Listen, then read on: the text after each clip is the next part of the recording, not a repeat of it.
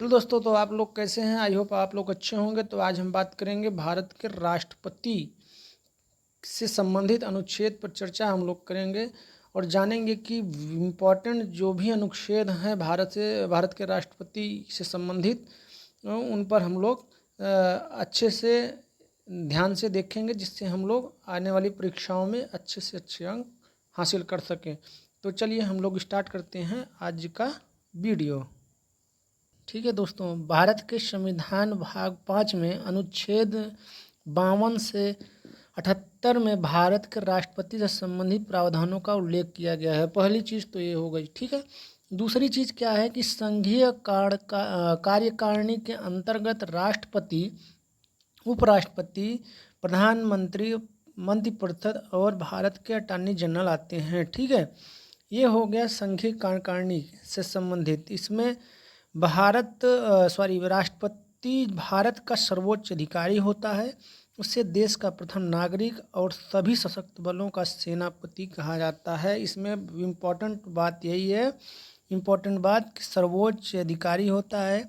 ठीक है, उसके बाद ये प्रथम नागरिक कहलाता है और जो है ना ये सशक्त बलों का सर्वोच्च सेनापति होता है। ये 3 पॉइंट जो मेजर पॉइंट हैं आपको याद रखना है। और ये भाग 5, ये राष्ट्रपति का उल्लेख किस भाग में किया गया ये भी इम्पोर्टेंट है, और कितने से कितने अनुच्छेद तक भारत के राष्ट्रपति के बारे में चर्चा होती है।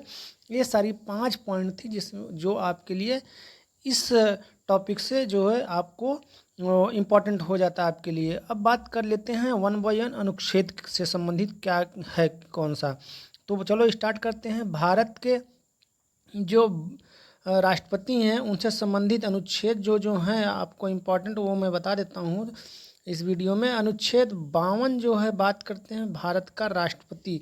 52 में कहा गया है कि भारत के जो है में एक राष्ट्रपति होंगे, ऐसा 52 में लिखा गया है। 53 में कहा गया है कि राष्ट्रपति की कार्यकारी शक्ति क्या क्या होंगी। ठीक है। और अनुच्छेद 54 में बोला गया है कि भारत का जो राष्ट्रपति है उसका राष्ट्रीय चुनाव कैसे होना है, किस पद्धति से होना है, ये सारी बातें जो हैं अनुच्छेद 54 में बोला गया है। अनुच्छेद 55 में बात किया गया है कि राष्ट्रपति का चुनाव का तरीका कैसे होगा। ठीक है, उसके बाद जो है बात कर लेते हैं 56 की। 56 में बोला गया है कि भारत के जो संविधान में राष्ट्रपति का कार्यकाल कितना होगा। और उसके बाद जो है बात कर लेते हैं हम लोग 57 की। अनुच्छेद 57 में बोला गया है कि राष्ट्रपति पुनर्निर्वाचित होने की योग्यताएं क्या क्या होनी चाहिए। 58 में बोला गया है राष्ट्रपति का चुनाव लड़ने की योग्यता क्या होनी चाहिए। ठीक है, अनुच्छेद 59 में बोला गया है राष्ट्रपति अपने पद के लिए जो शर्तें हैं वो कौन कौन सी शर्तें हो सकती हैं। ठीक है, शर्त की बात की गई है। 60 में शपथ और प्रतिज्ञा की बात की गई है। 61 में महाभियोग कैसे लगाया जाता है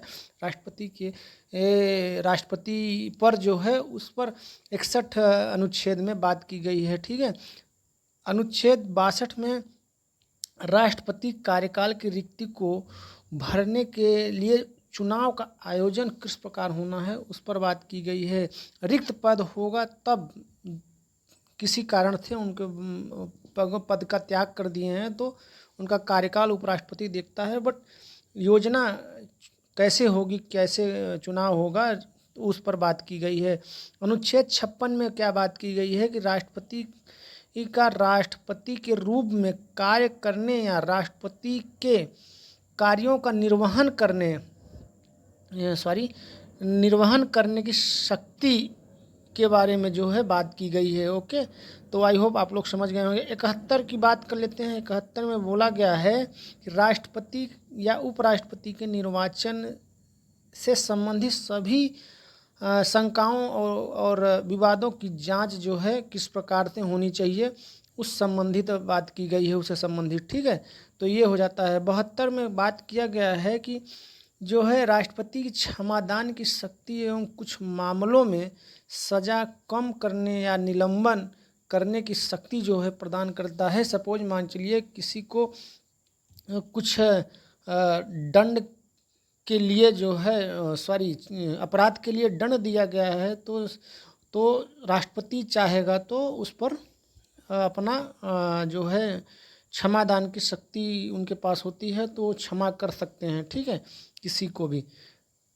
उसके बाद जो है अनुच्छेद 74, राष्ट्रपति को सलाह एवं सहयोग प्रदान करने के लिए मंत्रिपरिषद का गठन, ठीक है, कैसे होना चाहिए, क्या होता है, उस पर बात की गई है।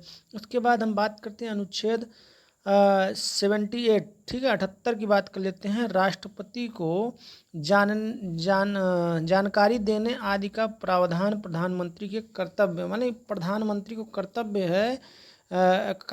है कि वो राष्ट्रपति को जानकारी दे, किसी भी मुद्दे की, किसी भी संशोधन की या कुछ भी अपनी राय जो है दे सकता है। उसके संदेश भेजने का राष्ट्रपति का अधिकार जो है।